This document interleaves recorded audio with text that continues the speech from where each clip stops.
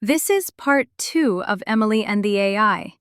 If you haven't heard part 1, stop here and go back, because what follows won't make sense without it.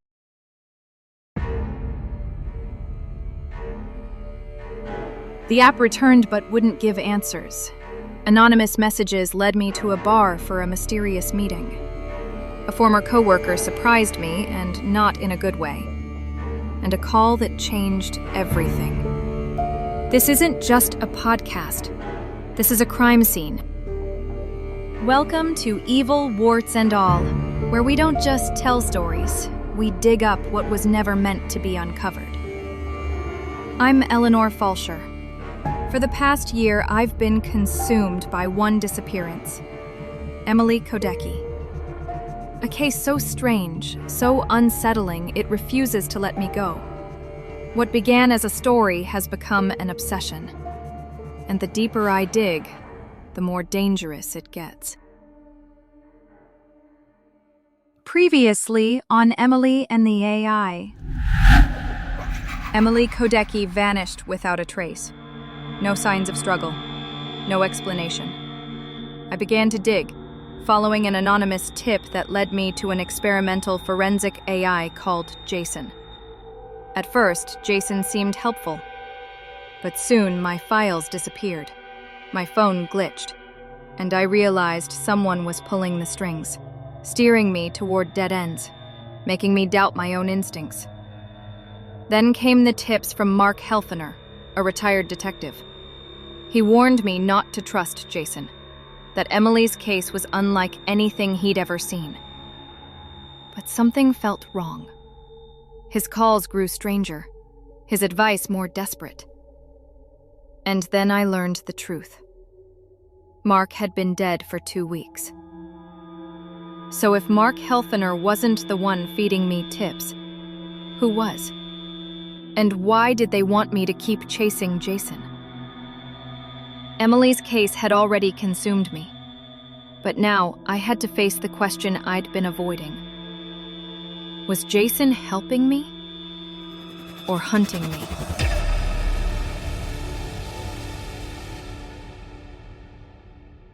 A chilling discovery. I managed to reinstall the JCN app on my phone from a backup on my computer. Backups are your best friend. But something was different.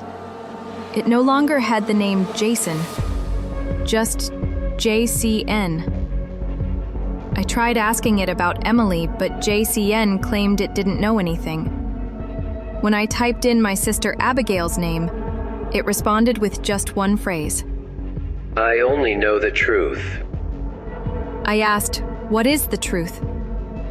JCN did not respond. No answers. No leads.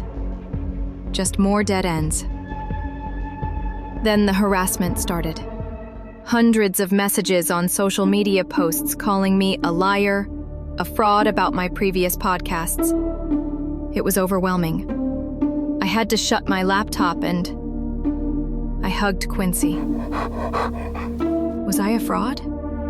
Were these just bots? Sometimes I just needed a moment to breathe. That's when the email came in. The subject line read, I know the truth about JCN and Retsinus AI. It said to meet at the Black Horse Tavern, Thursday, 7 p.m. Sit at the far end of the bar and someone would find me. No signature. No other details. Just an email from gorwell1903 at AOL.com. It was different than Mark's email tip. Right. That seems legit. Missing reporters, ghost detectives, an AI with psychosis. And now meet a mysterious stranger in a bar? What could possibly go wrong? I need to go. I need answers. But I also need backup. I know this could be dangerous. Daniel. I finally tracked down Daniel. He's working as a programmer now at Browhammer Labs. I cold called him at work, Explained I was investigating Emily's case. At first, he was hesitant, said he'd already spoken to the police. But eventually, he agreed to call me back. He said he'd do it for Emily. It's funny, the police never mentioned Daniel when I had talked to them. Maybe just an oversight? Later that evening, Daniel called. Emily and I were just friends. Maybe she thought it was more, I don't know. But for me, it was casual. We met back when I was doing IT support at this little social publishing company. She had a problem with her computer, I fixed it, and after that we started grabbing lunch now and then. We even went out for dinner and a movie a couple of times, but that was it.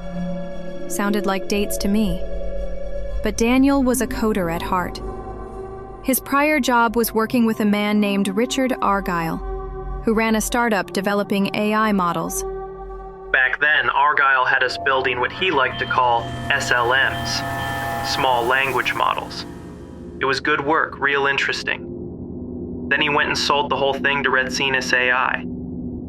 I followed, of course, but after that, everything changed, and not in a good way. Argyle stayed on as chief scientist, but Daniel described Argyle as very creepy and mean-tempered, especially at Redsinus AI. Richard was drunk half the time, reeking of alcohol, and his temper, God, it just kept getting worse. Eventually, I had to walk away. I wasn't going to keep killing myself with the stress, the long hours, and Argyle treating everyone like trash. I'd had enough. And the thing is, sometimes Argyle would flip, suddenly all smiles, trying to act nice. But it was this fake, passive-aggressive nice that made it even worse. Before Daniel left, though, he mentioned that at the startup, Argyle had a personal AI model he was obsessed with. Argyle didn't just build another chatbot. He built something darker. Behind closed doors, his team was feeding this system material no AI should ever see.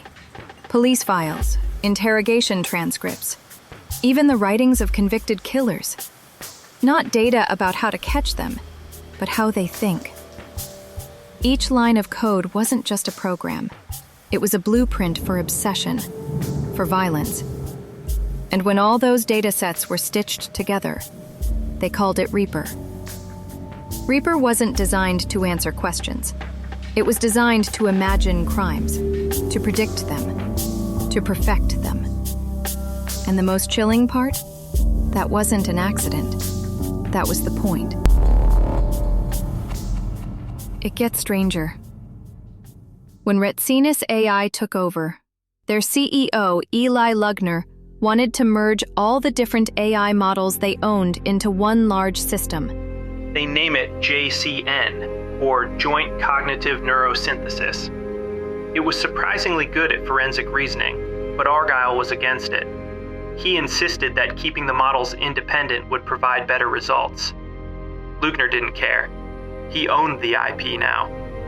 He insisted on the model merging. One product was easier to sell to police departments. I mentioned Jason to her when she was hunting for a new story, and that was it. Emily got hooked. The whole idea of AI cracking cold cases, giving families some kind of closure, it pulled her in completely. After that, I barely saw her anymore. Daniel admitted he felt guilty about leaving the city, about not telling Emily everything. I couldn't help but wonder, was Daniel hiding something? Was he more involved than he was letting on?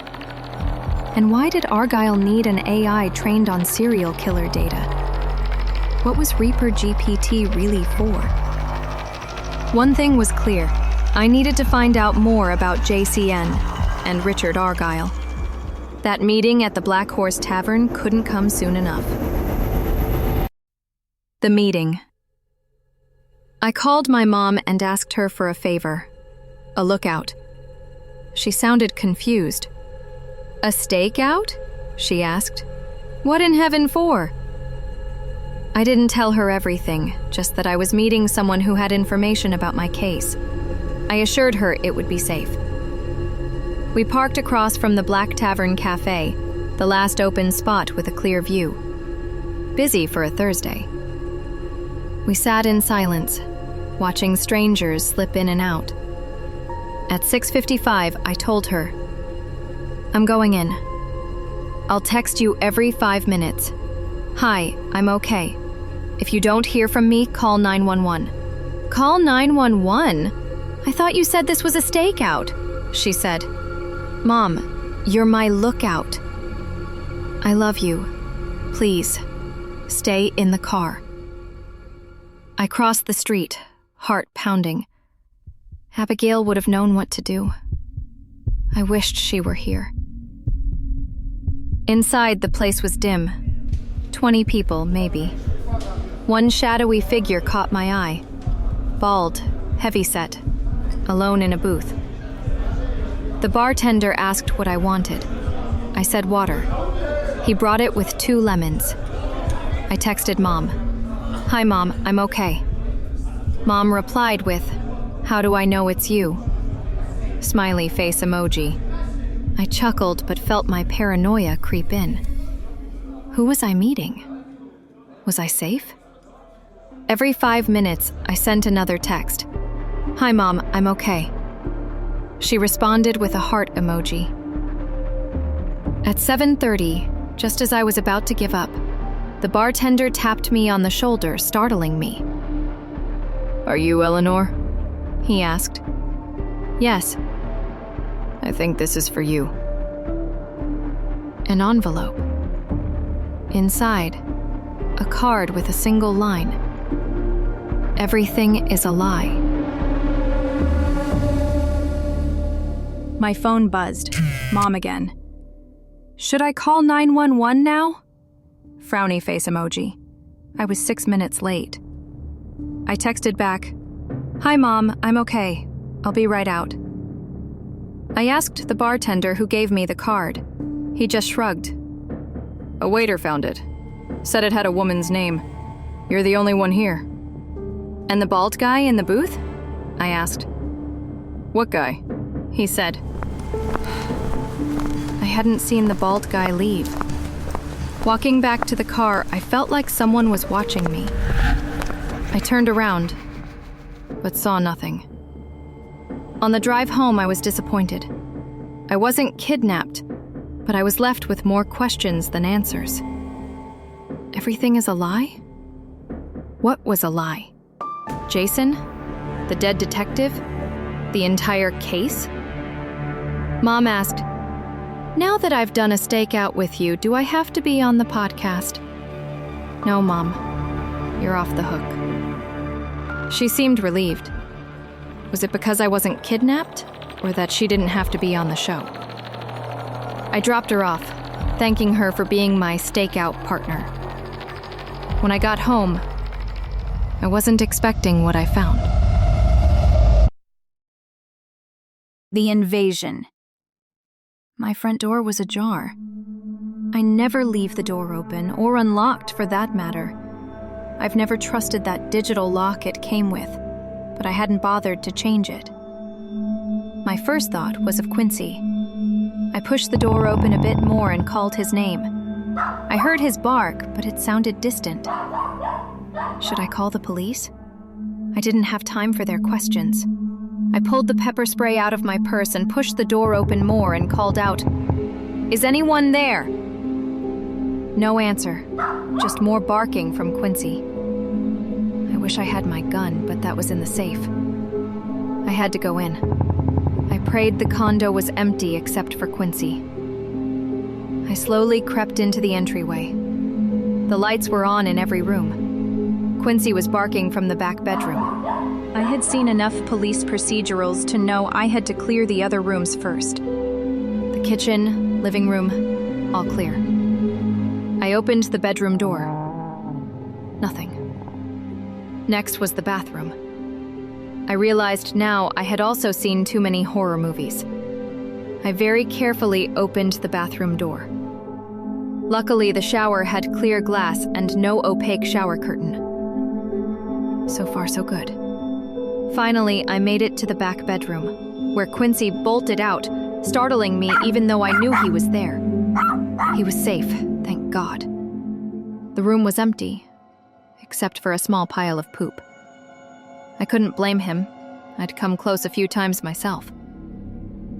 Nothing appeared to be missing, but something was off. My laptop was open, though I was sure I'd turned it off before leaving. And all the lights. I never leave them on. Was this a warning? Exhausted, I went to bed with Quincy curled up beside me, my gun on the nightstand.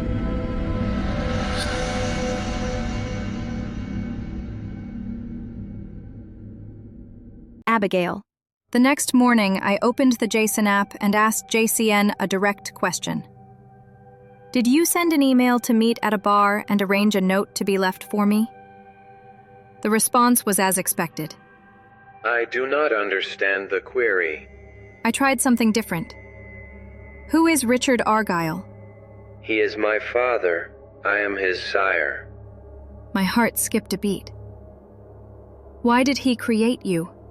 To help pursue my father's endeavors and avoid consequences. What endeavors? What consequences? JCN's answer was cold. I do not have the ability to answer this query. I pressed further.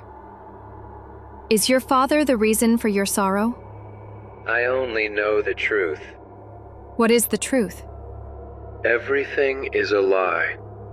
That's what the note said. My mind raced. Could Jason really arrange for a note to be delivered? AI has limits, right? At least in the real world.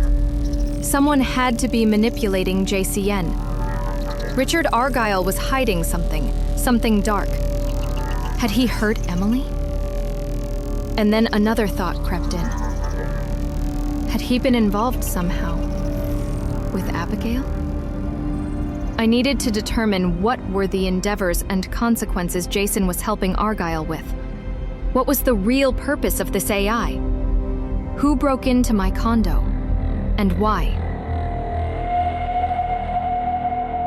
I've tried not to think or talk about what happened to Abigail, but now I have to. Her case was just like so many others, unsolved. The rate of unsolved murders in the U.S. has been rising, with 43% in 2022 remaining open. That's nearly double what it was in the mid-1980s. Maybe using AI to solve murders makes sense, just not this particular AI. Abigail was hit in the head, blunt force trauma, a hammer, or maybe something heavy with a flat edge. I can still see the coroner's report in my mind. I had to identify her at the morgue. That moment shattered me. Mom couldn't handle it. She had to be medicated for weeks. I had to be the strong one, but truthfully, I wasn't. I cried every night for what felt like forever. Sometimes I still do. Time doesn't heal grief. It just shows us how to keep going with it. Abigail loved teaching. She was a 5th grade teacher. She always had this pride about helping her students grow, about watching their eyes light up when they learned something new. But to make extra money, she worked weekends at a sports bar downtown, the Checkered Fool. She loved the people there, the energy of the place. It was fun for her. But one night, she disappeared. Her coworkers couldn't find her. It wasn't like Abigail to neglect her tables. After an hour of searching, the kitchen staff called me, her emergency contact. Then a cook found her, in the alley by the dumpster. At first, he thought she was sick. But when he turned her over, her face was blue, covered in blood. She had been taking the trash out, something she did every night to help out. And that's where someone struck her down. In a dirty alley, next to a dumpster. Abigail, my sister, who loved life, loved kids, loved her family, was gone. Just like that. No witnesses, no murder weapon, no answers. Just another case, another small news article that quickly faded away. The final confrontation. I needed answers from Eli Lugner, the founder of Retsinus AI. But when I tried to reach him, I was told he was on an extended leave of absence. Convenient. Now a CEO is missing too? The interim CEO was no help. He rattled off polished talking points about how Retsinus AI was making the world a better place, but nothing resembling an actual answer. So I pushed. I asked to speak with Richard Argyle. That's when his tone changed, sharp, defensive. "Talk to PR," he snapped. "Our scientists don't give interviews." Then the line went dead. The silence on the other end wasn't just empty, it felt like a warning. Phone rings. 30 minutes later, I got a call. The caller ID said Retsinus AI. I answered, hoping they were calling back with an apology. But the voice on the other end was Richard Argyle. "Hello, Eleanor. I hear you've been wanting to chat. I've been wanting to chat with you as well." I froze. I didn't want a chat. I wanted answers. Argyle continued. "I hope Jason has been helpful. I think you've got a great future ahead of you in investigative podcasting. Jason could be your partner in crime, so to speak." Partner in crime? I don't need a partner. I have Quincy. And certainly not a manipulative AI. I cut to the chase. Why did you create your personal AI? What was it really used for? A pause. Then almost casually, "To understand what makes serial killers tick." He let the words hang, then added, "People are obsessed with killers, aren't they? Just like you, Eleanor. Your podcasts feed that same fascination." I asked him how he knew about Abigail. "I've been following your work for a while. You've got talent. Forget about Emily's case, and I'll re-enable Jason. He'll make you unstoppable, the top voice in true crime. And as a bonus, His voice dropped lower. I'll give you closure on Abigail. Jason knows the truth about your sister's death." The line went quiet. Just his breath, waiting for my answer. I hung up. My social media exploded. Photos of Abigail posted over and over again. More messages flooding in, calling me a liar and a fraud. I collapsed, sobbing. I needed my mom. I wished Abigail were here. All I had now was Quincy, and a growing sense of dread. On the next episode of Evil, Warts and All. Episode 3 of Emily and the AI. I thought AI would help me find the truth. Instead, it handed me a name, a plan, and a dead woman's life on a screen. Then someone showed up on my porch with answers. And a confession. And finally, absolute horror. You've been listening to Evil, Warts and All, hosted by Eleanor Falsher, produced by Tomorrow's World Podcasts, sound design and mixing by Jay Western. If you enjoyed this descent into the dark, don't forget to follow, rate, and review wherever you get your podcasts. It helps others find the shadows too. For photos, case notes, and more, visit ewaa.westworld.com. And if you've got a story worth telling, you can reach us at efalsher@gmail.com. And remember, it's not just the evil, it's warts and all.